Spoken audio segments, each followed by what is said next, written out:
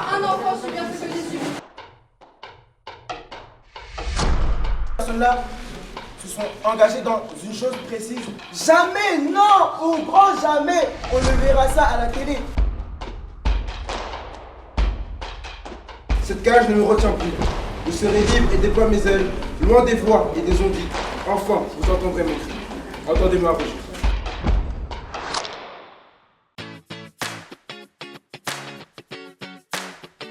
La plupart des jeunes gens que vous voyez, Monsieur Vière et Monsieur Tayeb, ce sont des jeunes engagés. Ils ont chacun une histoire, un parcours et une envie de faire entendre leur voix. On a un homme à une canne blanche, à ma gauche, qui fait partie de ces premiers acteurs adultes qui ont cru à l'idée de jeunes engagés, à l'action que jeunes engagés nous avons présentée et proposée, et qui a dit « moi j'en suis ». Il s'est formé, il est rentré dans l'activité, et aujourd'hui il fait partie pour moi des piliers de l'association. Et pourquoi je lui demande d'être là aujourd'hui entouré de cette jeunesse, c'est qu'il les accompagne sur des projets improbables. Peux-tu en dire plus? Oui, mais bien sûr. Bonsoir Paul. Donc, voilà, ces jeunes déjà, donc jeunes engagés, c'est une vision. Ça, c'est grâce à Paul. C'est toute une philosophie, et c'est tirer donc ces jeunes vers le haut. Et c'est la grande maxime que Julian a, et c'est l'un de ses projets, c'est de dire aux jeunes qu'il va rencontrer dans quelques temps, si c'est un adulte tend la main vers toi, c'est pas pour te mettre une baffe, c'est pour te tirer vers le haut. Et je trouve ça fantastique. Alors le projet de Julian, effectivement un jour il nous dit voilà, je vais aller voir ma sœur pour la remercier de tout ce qu'elle a fait pour moi. Et Paul lui dit mais attends, on va payer ton billet de train, les Paul. Et là il nous répond mais ça va pas, ma sœur elle mérite que je fasse un véritable effort. Et on lui dit Florence qui a l'idée de la boule. C'est Florence qui dit mais la boule, parce qu'on a eu un petit déjeuner avant avec une personne qui nous a présenté le président. C'était un monsieur connu dans les médias à une époque, il commentait les matchs de foot, tu t'en souviens? Charles Ménès, qui habite à la boule. Et c'est toi qui as l'idée dans la voiture quand tu nous en parles.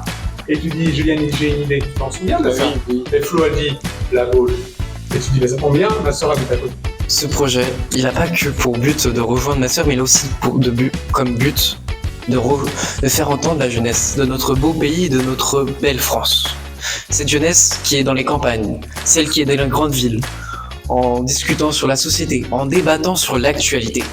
Mais là, le réel projet, c'est de faire entendre la jeunesse. Qu'on soit ensemble et unis pour construire un monde meilleur. C'est ni le passé, ni le présent, non, c'est bel et bien l'avenir. Il faut l'accepter pour qu'on puisse travailler main dans la main. J'ai eu l'occasion de faire une simulation de procès au collège Aimé Césaire. Et puis, bon, normal, comme d'habitude. Et 10 jours après, sa maman a super eu, j'allais faire quelques courses, m'arrête, me dit, excusez-moi, monsieur, ma fille veut vous dire quelque chose. Jeune et engagé, je trouve que ça a été une super association. L'intervention et la simulation de procès que vous avez fait dans notre collège m'a beaucoup aidé au sein de ma classe, parce que c'était toute ma classe quand même qui était contre moi. Et juste après ce procès, je me suis senti beaucoup mieux, et venir au collège, c'était pas compliqué comme avant, c'était devenu quelque chose de fluide. Le matin, je me réveillais et j'avais pas la boule au ventre, j'étais heureuse d'arriver à l'école. Et malheureusement, il y avait 2 personnes qui ont continué, mais je crois que Jeanne Engagé va pouvoir faire les choses nécessaires pour m'aider encore une fois dans cette situation. Parce qu'elle me raconte son histoire et que la maman me dit mais monsieur vous êtes l'ange de la famille. Elle allait voir le psychologue, elle allait voir donc le médecin, elle pleurait, elle avait mal au ventre, elle ne vous plaît plus. Et elle dit ça y est vous l'avez sauvé. Et imaginez ce monsieur que je suis dans le magasin avec les larmes qui coulent des yeux. Parce que je peux vous dire franchement que j'ai été énormément touché.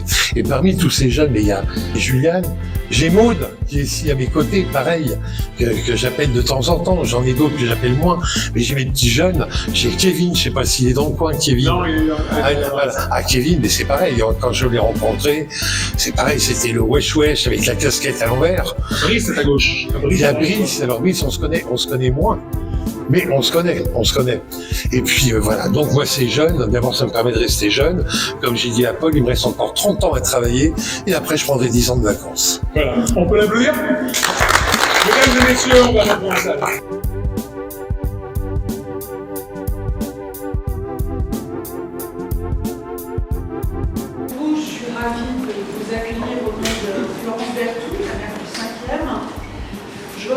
aussi Joseph Vière, le président de Tout pour la République, et Paul Heiss, président fondateur Jeunes et Engagés, pour votre bel événement.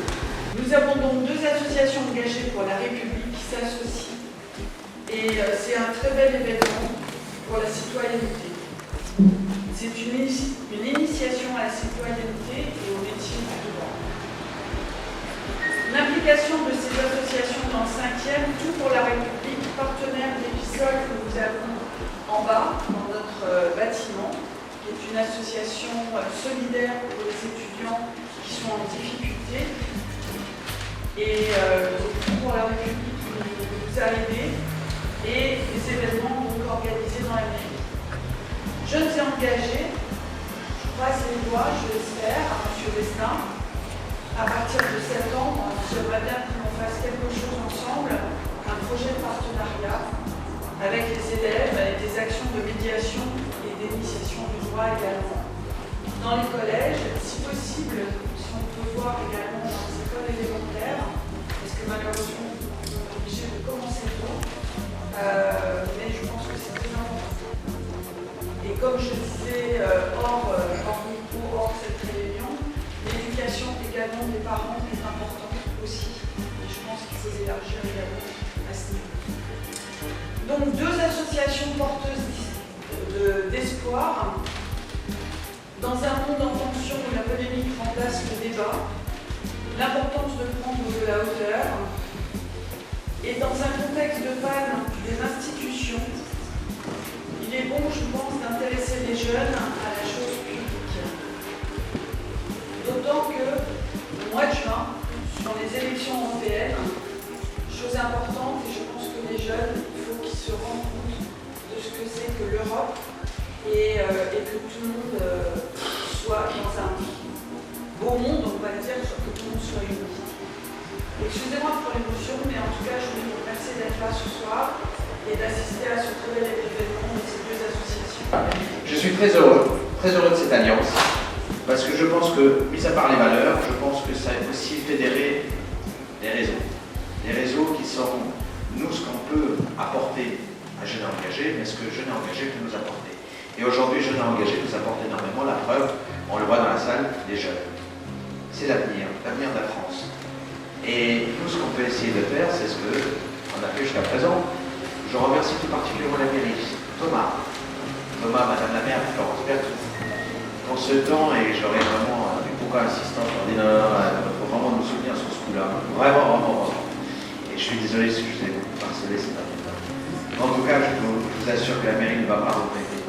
Merci. Je voulais rejoindre les quelques mots de mon ami Joseph. Jeunes Engagés est une association exceptionnelle parce qu'elle dégage beaucoup de belles choses. L'espoir, l'envie, la volonté. Et c'est ça qui est important. Parce qu'on n'a pas toujours le résultat lorsqu'on fait un effort. Mais est-ce qu'on doit être forcément payé sur un résultat? Est-ce que le résultat, ce n'est pas l'effort de lui-même? Qu'on en fasse 10, 20 ou 30%, est-ce que le fait d'avoir voulu faire l'effort, ce n'est pas le résultat? Moi, je le pense.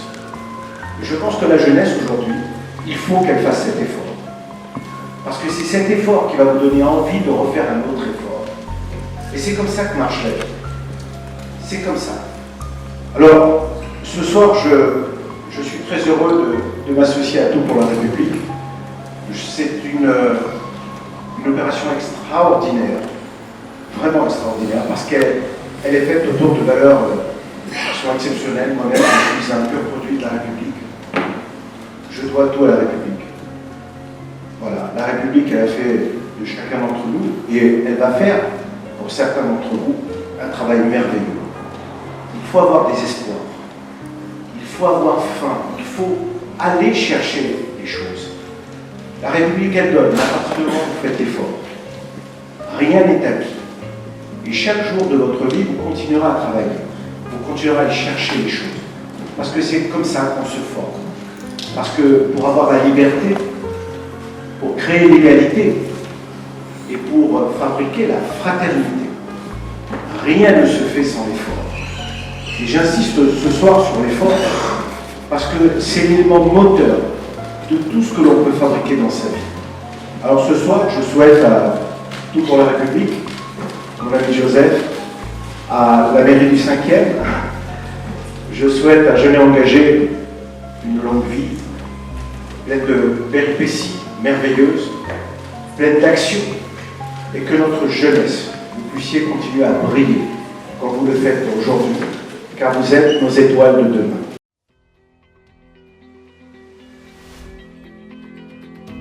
Franck Lequin, 14 ans et j'habite à Villiers-le-Roche. Vous encourez, monsieur, si vous avez aussi permis des images dégradantes à l'encontre de la victime. Car lorsque vous l'avez mis en sous-piège, il est tombé sur le dos de votre camarade avec la gifle que vous lui avez portée en tombant, sa gifle soulevée. Et il y a des images qui prouvent, parce que votre camarade a filmé, c'est vous qui avez filmé, je crois. Non, moi je n'ai pas filmé. J'ai juste accompli derrière. Vous êtes accroupi derrière, et votre camarade a giflé, tombé sur votre dos. Ça, c'est... Et en tombant, la gifle s'est soulevée. Et qu'est-ce qu'on voit sur la vidéo, monsieur? Reconnaissez-vous les faits, une partie ou rien du tout, monsieur? Une partie, monsieur. Nous vous écoutons, quelle partie? C'était vrai, certes, je me suis accroupi derrière elle, mais c'était sous l'influence, m'a forcé.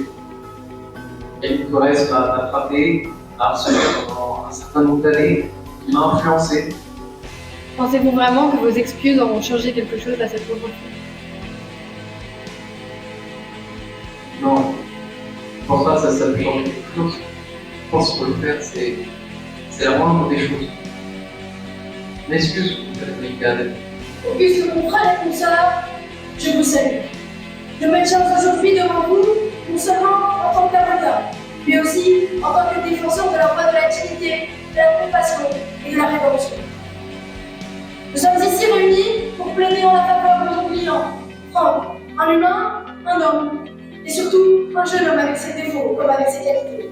Il mérite d'être entendu, compris, et j'ose l'affirmer, pardonné. En tant qu'individu en phase de développement, Franck est particulièrement vulnérable aux influences extérieures et éprouve des difficultés à maîtriser ses émotions dans des contextes de stress intense.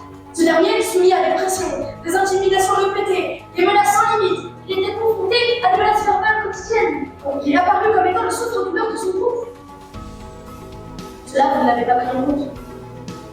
Alors je vous laisse avec ces mots de compassion et d'espoir que notre système judiciaire puisse, dans toute sa rigueur, soit également empreint de miséricorde et de compréhension à ceux qui ont besoin d'une seconde chance, qui ont besoin d'être pardonnés. Que la justice soit témoin de ma parole et qu'aujourd'hui, lumière soit faite à travers les nuages de la tromperie, de l'absurdité et de la sottise. Mesdames et messieurs, voilà, ça c'est Jeunes et Engagés. Quand on a accepté l'idée de vous rencontrer, de partager, avant que vous signiez ces papiers juste après ça, on voulait vous faire un tout petit extrait de ce qui se passe dans les écoles. On a une principale adjointe d'un établissement scolaire dans le 17e à Paris qui est venue et j'en suis très honoré.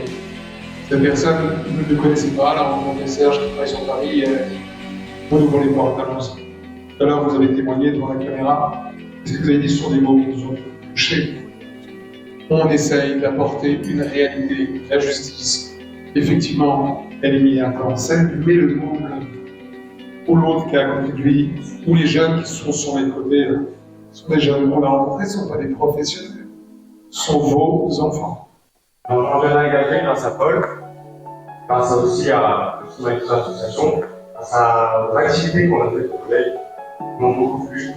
Les principes sont importants pour moi, jeune, qui habite à Argenteuil. C'est lui qui a, malheureusement, qui n'a pas une très bonne image, et montrer aussi aux gens qui ont cette perception de vie.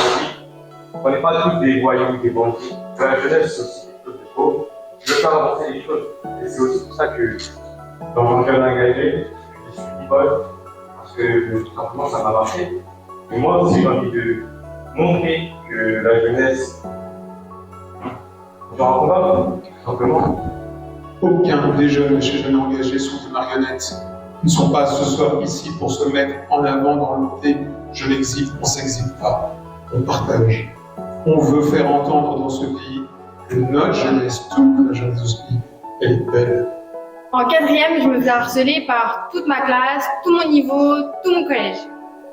C'était pesant, fatigant, dur et très, très triste.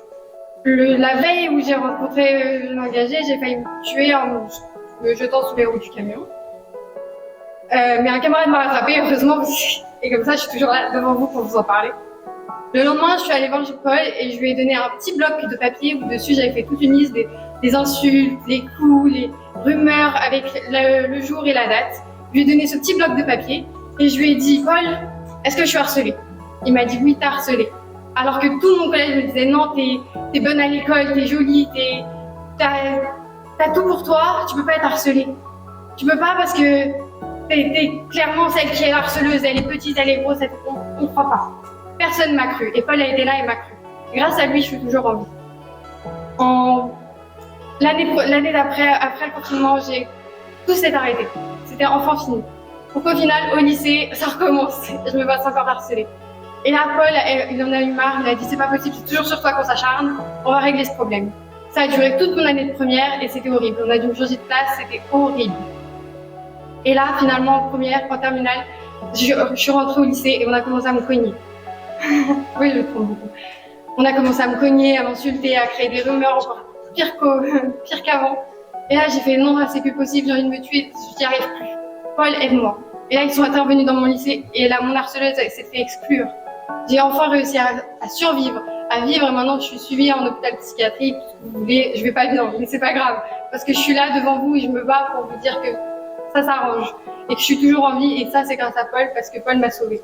J'ai eu la chance de participer à une simulation Paul et je peux dire que l'opération a été faite, on ne m'attendait pas à cela. Et j'ai pensé au propos du Saint-Père, qui est très attaché aux valeurs de l'éducation, qui est très soucieux de ce qui se passe actuellement dans le monde, et je pense que l'éducation a intérêt à vite retrouver la place qu'elle avait avant, plus adaptée peut-être au monde actuel, mais pas trop, parce que, d'après ce que je pense, on voit la catastrophe. Et je crois que ces deux associations, jeunes et engagées pour la République, sont des associations qui portent des valeurs que l'on doit redonner et remettre au centre du village, comme dit Frappe, pour permettre aux jeunes générations d'acquérir la mentalité nécessaire, d'être des porteurs de valeurs et des garants d'une humanité meilleure. Au-delà de tout le blabla, de toutes les histoires sorties qu'on entend de droite, de gauche, de partout. Je crois que l'intérêt est simplement de mettre en valeur les fondamentaux de la République et du citoyen. J'ai écouté tous ces jeunes derrière en coulisses préparer, organiser tout ce que vous voyez ce soir. J'ai vu des parents présents, j'ai vu des juges, j'ai vu des formateurs. En fin de compte, j'ai vu la beauté de cette mosaïque que j'aime parce qu'elle symbolise tellement la société bienveillante à laquelle j'aspire. Alors ce soir, nous allons sceller devant vous notre alliance, plus qu'un partenariat, parce que vous le méritez, parce que nous allons faire de belles choses ensemble, et parce que l'avenir, il est devant nous. Tous ensemble unis, c'est la seule réponse à la société. Quand même.